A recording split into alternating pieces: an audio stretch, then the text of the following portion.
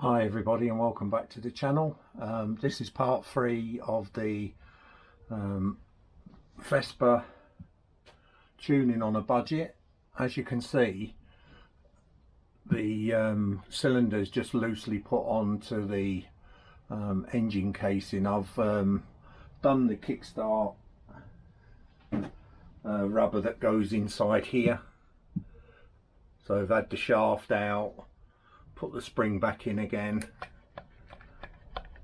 make sure that these rubbers are in good shape, the two stop rubbers, one there and one there. Yeah, these bearings were all recently new, so, and they were all good make anyway. So as with the oil seal, it's good. The oil seal up here, if I can turn that round slightly to just show you, they're all good. Gearbox, everything is good on the engine. Just looking for, oh right, the clutch itself I've rebuilt, and as I was saying, I've got a banded one. The only thing I needed to actually change on the clutch was on the cover itself. Just on the very most top edge, it was just catching, just literally a tiny bit there, so I've just filed that down. What I'm going to be doing is changing the oil seal in here and the rubber o-ring that goes around. This is a 201 from the engine, so probably you know, it's all the original parts for the engine. I've taken out the studs, cleaned up the threads, given all this a clean down before I put new gaskets on it again. And I'll be doing a leak down test on this engine. I'll just put the clutch away, back in the box. Oh, I can see where I put the crankshaft. Oh, here's the crankshaft, Mazzucchelli. No play in it. It's good crankshaft, and one day I'll show you how to true it up. But these marks on here are where you rub the flywheel. You see that mark where the flywheel's been bedding on it. The clutch goes on this side. I could actually put the crank back in on there and pull it through. Just a little tip, if I can find it. Right. What you can use as a crank puller is the centre part, the part that goes on the springs from the clutch. You can put that on your crankshaft and use this with the nut and washer to just pull your crankshaft through, and it'll pull it nice and level. I might show you that when I come to build it, how, you know, how easy that is. Doing silly things like that. I've still got my kickstart to go on. You know, they're all parts that go on when you're building the engine, and the spring which pushes on that.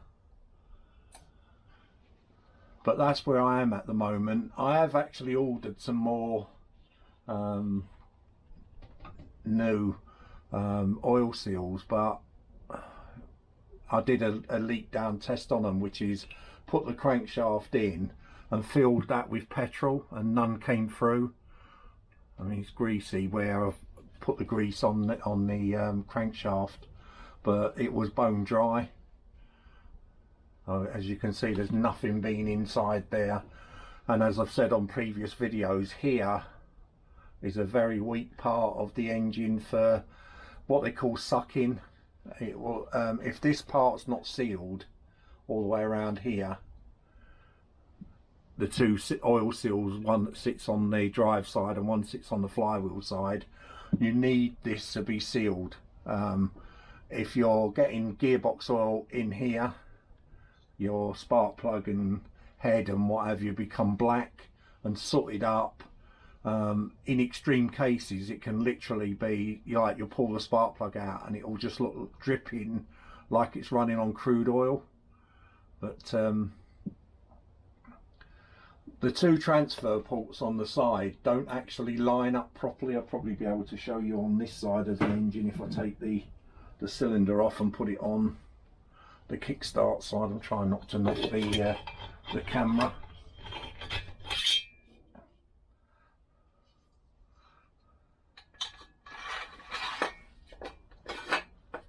Right, if I can show you in there, stand that up on there.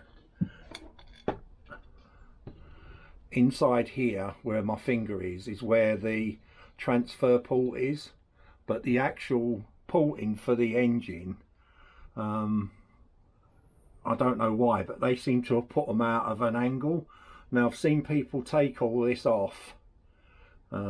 Let me take this cylinder off again and I'll show you what I mean. Here is where my porting is, and that's the original, and I've seen these open right out for a kit. The problem with this side of the engine is this part here is very thin, so again, some people use chemical metal like JB Weld, stuff like that in here, clean it with brake fluid so it's all dirt, you know, dirt free and clean, and then fill that over. Nothing hits there. The stator plate basically sits there, so this area here where you're going to break through if you're filing it, it's covered, or you can have it alley welded, and you can open that right the way across. And if we look here, just take it basically around, but you will go through if you're not very careful, or it would be ultra thin. I don't have the calipers that sort of press in there, you know, press in here to tell you how thick that is, but believe you me, it's, you know, it's not even that thick. You could obviously bring the port forward a bit. I might even actually just take the lip off just so that it's got a bit more transfer of the fluid or the gases. I mean, I only really wanted to put the cylinder on, not do this low end port. In this side of the engine, you've got tons of meat on it. You can just open that port up right the way down. But as I said, I don't know why these are completely, you know, where they've made this, it's completely out of line with any ports that would line up. This one's spot on, nice and open, and you know, with the porting I've done, no problem at all. And I suppose if you only wanted very, very mild tuning, you could open up the top one, because these are what called false ports, because they're actually inside the cylinder normally. It's Lambretta that use the side, you know, through a transfer port and in on the front of the piston. When the piston comes back, it pushes the fuel through these ports, so you're compressing the fuel and it will go down the port side of the ports and in front of the piston, and then when it comes up it compresses, and then you get your bang, and then the cycle goes again, hence two-stroke. But you know, I've kept most of the stuff in place, so I don't really know whether to change that as a matter of course, but it's not been in very long. If you've been watching my videos in the past, it's a new one. It's round, it's sealed. I don't really know, you know, good practice would say change that, but I have tested it and it doesn't leak, or it didn't leak last time it was put together, so, and I've not had any leaks there. But that's another weak spot for, you know, it drips in under pressure, the gearbox oil, and it can also be petrol going that way. I've found it's more, you know the gearbox oil is in with the piston, and on old Vespa engines these go hard and leak, whereas the the side one for this side, you can just push a new one in anyway, so a bit dirty that. But yeah, they're again, they're seals and bearings that you get what you pay for. Basically, you really want to buy good quality bearings.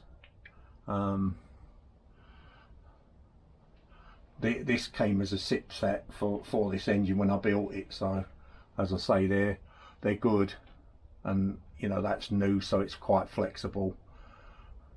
Some people say you can change the spring, but and also as well, what you find with these is some of them are deeper. You need to get a feeler gauge under there, which I should have out somewhere, unless I put it over. But you put your feeler gauge under and make sure this bearing isn't rubbing against it, because it will tear the oil seal apart basically, if not ruin the bearing. There is a tiny gap there. They are quite hard to get in square. You do get used to them, and as I say, you know, that's in about as level as you can get it in. It's not high anywhere, and it hasn't been rubbing on the crankshaft. You get score marks around where it rubs. It's been good as gold. That the only thing I've got on there is where I've been rubbing it myself with the grease. But yeah, when you put them in, make sure you put a liberal amount of grease around here, because that's where that oil seal sits against, is like a ramp, and it sits on the edge there. If there's big gouges in it, obviously look about getting the crankshaft changed. But this isn't an old crankshaft by any means. It's and it hasn't done tons and tons of miles, and it, you know, it's not got tons of play or anything in it. It's a good crankshaft. The bearing there's good race, so I'm quite happy with that. As I say, I'm not out to rebuild my engine and make it the fastest thing in the world. It's just to give somebody an idea that you don't have to spend thousands and thousands of pounds to, you know, get to 70 mile an hour or just around about there. It's the standard P200 is a lot slower than a rally for some reason, and I don't really know why, to be honest with you. The only thing I can think it is the porting's different on a rally. The transfer ports inside are bigger or whatever, or the timing. There are two different types of cylinders, if not more than that, where the porting, the exhaust ports in different positions. But like I say, it's more or less ready to put back together again now. You know, like I say, the clutch is built. I've put all the new bits in the clutch, into the banded outer, which I had, and anybody who knows me knows what I do with the clutch plate. So I'm just looking for the other Cosa one I've got here, where I can probably show you what I do with the clutch plates if you don't already know. But I don't know if it's out on top. It's around somewhere anyway. The one, it should be in a plastic bag, because I greased it up and put it in a plastic bag, but whatever. I can't see it readily to hand. I don't know why. And it's not right in front of me for some reason. But I'll show you what I do when I pull the crank in. Lots of people buy tools to do that. It's dead easy to just use the middle out of a clutch, because the crank's gonna slide down on it, and the nut's gonna be tightened right down as it should be. So all you do is you just start off with the crankshaft pushing in there slightly and make sure that the con rod doesn't touch here. But like I say, that's all clean. I've got to put some brake cleaner on it to just get that layer of oil off of it. But yeah, and I probably will open that one, if not the other one yet. Depends on what the mood takes me, because this is dead easy to just use a power file and just literally go in, follow the contour of what I've cut out there. This will be covered here anyway by the cylinder wall, but if you get the Pinasco Molossi kits, you need to do this to increase your flow. I haven't touched the carburetor yet, but we will be going through making that. Basically let more fuel in. Again, that's not a massive job, and again, it's as long as you're tidy and clean afterwards. You know, that's the original Delauto carburetor. It's not a fake one, Indian one, but you know, it's leaking petrol out on me. But yeah, it's tuning on the budget, like I said. So I'll sign off on this one. The next excuse me, the next one, if I decide to do this, then I would have done that, and I'm still mulling over whether to change that or not, that oil seal, and the opposite one on the flywheel. But the flywheel is easy to do anyway. You can do that with the crankshaft in, where this one you can't. You just heat up the casing slightly. These, again, I'll go through all that on a video, what the difference is. You know, with the, you need to measure from the bearing or the circlip that holds the bearing in to the lip, and some of these are slightly higher. You know, they're a bit bigger. This lip's bigger and it won't fit in all the way, so you have to file it down. This one you didn't need to file down. Excuse me. This one was a perfect one, but my feeler gauge verniers are over there to show you how to do that. But you know, just put the pin in down there and it'll tell you how much distance you've got here. Measure it, you know, north, south, east and west, and or west and east, isn't it? No, it's east and west if I'm looking southward, sorry. North, south, east, west. So you want to make sure that it's even in all of these positions. And like I say, there's no marks here, and I always wonder why they finished this bit off, but this is rough cast. You know, I'd never understood that. I suppose it's money, isn't it? Because inside here's all rough cast. It must be that, you know, when they're doing the two sides and marrying them all up, that the machine just takes off, you know, thousandths of an inch to just make sure that the crank sits in level. But not being a Piaggio engineer, I couldn't tell you whether that's the case or not. I'm actually toying with the idea of changing the rear hub bearing as well, and you know, I've not had any leaks of oil, but I'll have a new oil seal to fit in there anyway. So it's yeah, it depends how far down you want to go, I suppose, and how much money you've got. You could just bolt the cylinder on if the bike's been running happy and you're happy with the clutch you've got. You might already have a Cosa clutch in there. Just slightly pull. Any pulling like I've done there is going to increase performance, simply because it's got better flow, more fuel, more combustion, more power. Yeah, and circuits for the piston. So right, you're up to date at the moment, so keep watching and I'll show you how we progress and how we get to the final product and see how it goes. Bye for now. Thanks for watching. Take care all. Bye.